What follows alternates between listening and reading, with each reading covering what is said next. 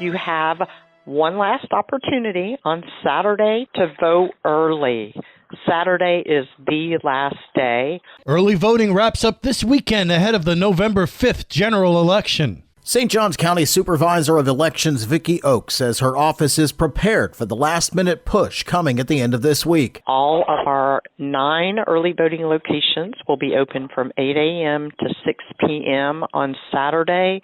Early voting closes on Saturday. Oakes with one final reminder for mail-in voters. And just remember, if you have a vote-by-mail ballot and you need to get it to the elections office, we have secure ballot intake stations available inside all of our early voting locations available to voters during the hours of voting.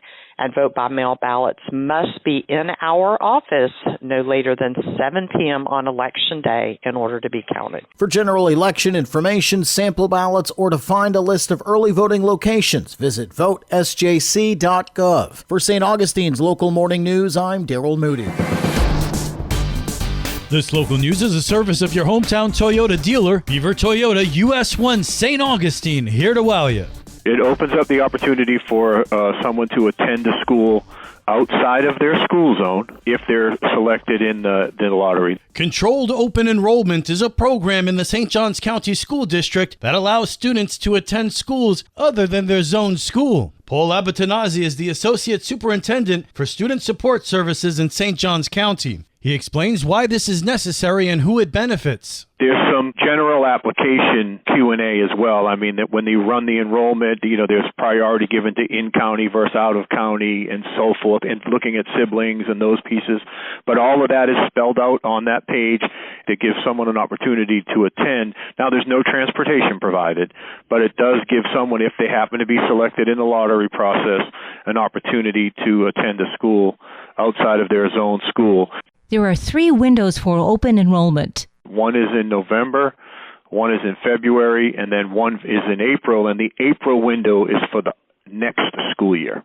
Why students change schools can be different for each family and their circumstances. Sometimes there's proximity to work locations. Sometimes there's a single-parent families, divorced family situations, when they try to land in the middle of the school between the two parents, or they're looking for a different opportunity in a different school. Again, St. Johns County, with our growth, we typically don't have a lot of our schools that have it. I mean, we have minimal availability. People will see that on the websites, but there are 9 sites that have some opportunity at some specific grade levels.